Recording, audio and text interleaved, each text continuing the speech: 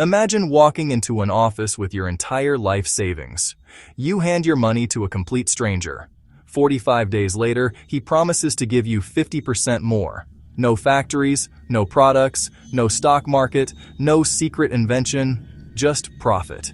It sounds like an obvious scam, but in the summer of 1920, thousands of Americans believed it.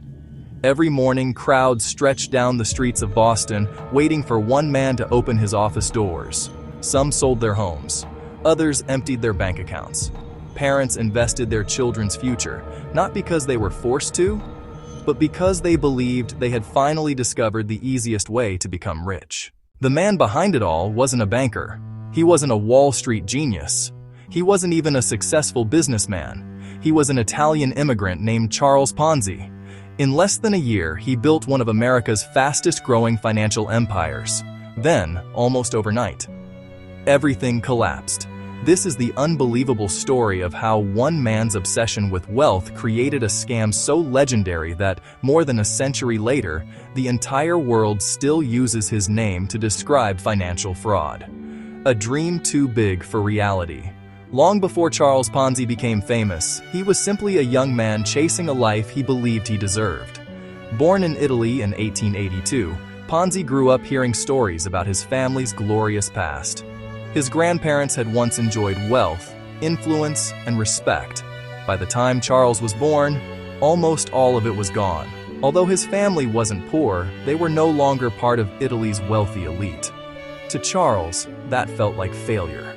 From an early age, he became obsessed with one idea. He wasn't interested in living comfortably.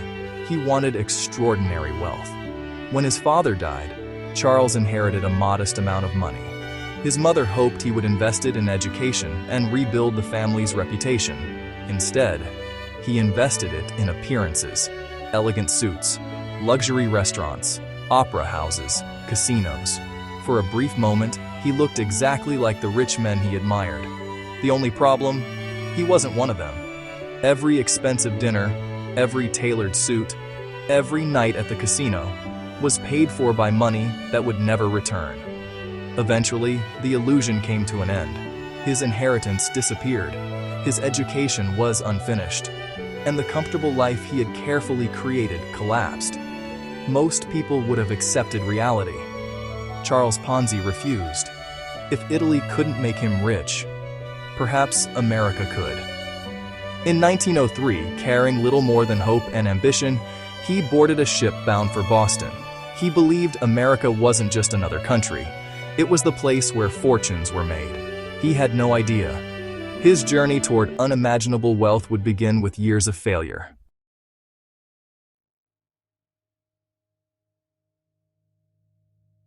When Charles Ponzi arrived in America, he expected opportunity to greet him. Instead, he was greeted by reality. The America he imagined didn't exist. No wealthy relatives, no business connections, no one waiting to hand him success. To survive, he accepted whatever work he could find. He washed dishes, painted signs, worked as a waiter, loaded goods, repaired equipment. But there was one problem. Ponzi hated ordinary work. Every job felt temporary because he never believed he was meant to earn a salary. He believed he was destined to become rich. That mindset became his greatest weakness.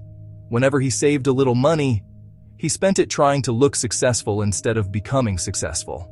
Luxury dinners, fine clothes, expensive evenings. The image always mattered more than the reality. Years passed, yet his financial situation barely improved.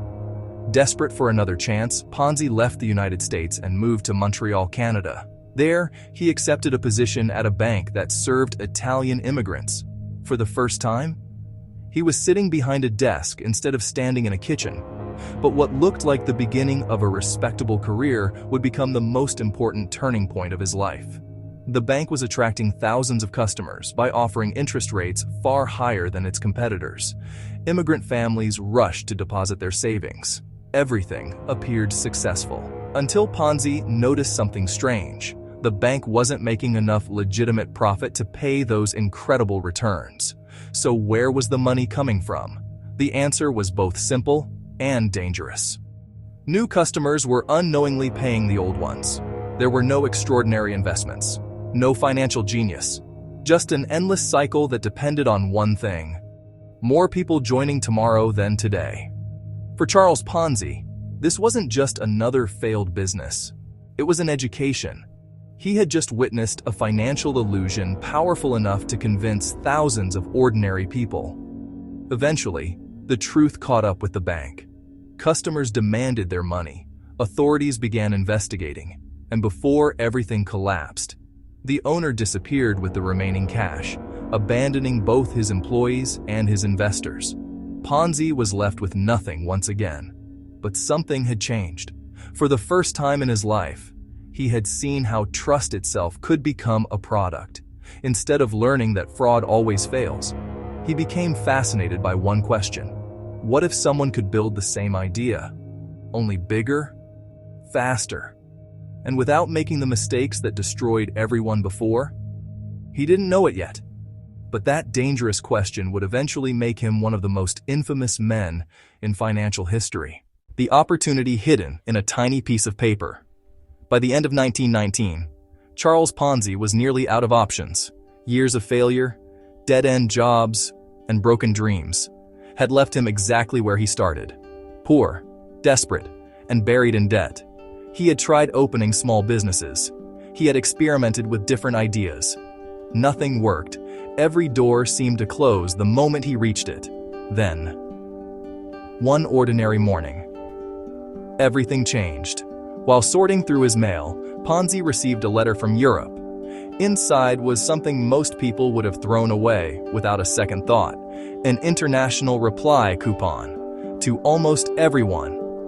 It was just a small postal voucher. To Charles Ponzi, it looked like an opportunity. After World War I, Europe's economy was in chaos. Currencies had collapsed. Exchange rates were unstable. But international postal coupons still followed fixed international pricing. Ponzi believed he had discovered an incredible loophole. In theory, someone could buy these coupons cheaply in Europe, exchange them in the United States for postage stamps worth much more, sell those stamps, and keep the difference. The idea had a name: arbitrage. Buying an asset cheaply in one market and selling it for more in another. It was completely legal. At least, in theory. But there was one enormous problem. Executing the strategy on a large scale would require millions of coupons, thousands of employees, complex international logistics, and enormous amounts of capital. Charles Ponzi had none of those things. Most people would have abandoned the idea. Ponzi made a different decision. Instead of building the business first, he decided to raise the money first. In January 1920, he founded the Securities Exchange Company. His promise sounded almost unbelievable. Invest today. Receive a 50% profit in just 45 days, or double your money in only 90 days. Financial experts laughed. Banks ignored him. Experienced investors stayed away. The numbers simply didn't make sense. But Charles Ponzi wasn't speaking to bankers. He was speaking to ordinary people: factory workers, teachers, shop owners, immigrant families, people who had spent years working hard, only to realize they were still struggling. Ponzi offered something they desperately wanted to believe: hope. His confidence was contagious. His speeches were unforgettable. He dressed like success. He spoke like success. And before long, people stopped investing in his business. They started investing in him. The first investors received exactly what they had been promised. Not because the business was making money, but because new investors had already arrived.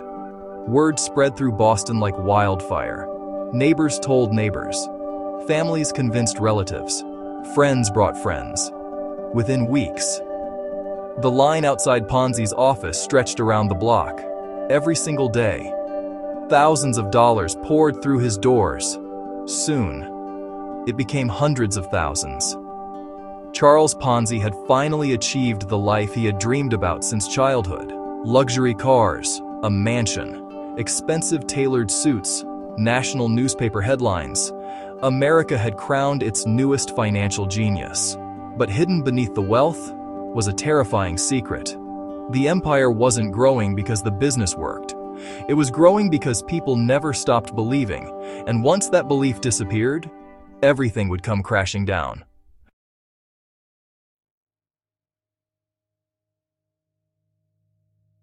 For months, Charles Ponzi seemed unstoppable. Money poured into his company faster than anyone could count it. Every successful payout attracted even more investors. To the public, he looked like a financial genius. But behind the headlines, the cracks were already beginning to show. Journalists started asking uncomfortable questions. Financial experts examined Ponzi's business model and reached the same conclusion. The numbers simply didn't add up. If his profits really came from international reply coupons, where were the millions of coupons needed to support the operation? No one could find them, because they never existed. The investigation quickly revealed the truth. There were nowhere near enough coupons in circulation to generate the returns Ponzi had promised. His so-called investment strategy wasn't producing extraordinary profits. It wasn't producing profits at all. The only money entering the system came from new investors, and the only reason earlier investors were getting paid was because thousands of new people continued to believe the story. Once the newspapers exposed the facts, everything changed. The crowds outside Ponzi's office returned. But this time, they weren't there to invest. They were there to demand their money back. The system depended on confidence. The moment confidence disappeared, the empire collapsed. Authorities froze the company's assets. Investigators uncovered a massive financial deception. Charles Ponzi was arrested and later convicted of mail fraud. For thousands of families, the consequences were devastating. Life savings disappeared. Businesses failed. Dreams that had taken decades to build vanished almost overnight. Even after serving time in prison, Ponzi refused to abandon the belief that one more opportunity would make him rich. He launched another investment scheme. It failed. More prison followed. Eventually, he was deported from the United States. The man who had once lived in luxury spent his final years in poverty, working ordinary jobs far from the spotlight. When Charles Ponzi died in 1949, he left behind no fortune, no successful company, and no financial empire. But he did leave behind something else, a warning. More than a century later, his name is still used around the world to describe investment fraud built on the same dangerous principle. His wealth disappeared, his empire vanished, but his legacy became permanent, because history has proven one lesson again and again. Empires built on innovation can survive for generations. Empires built on deception eventually destroy themselves.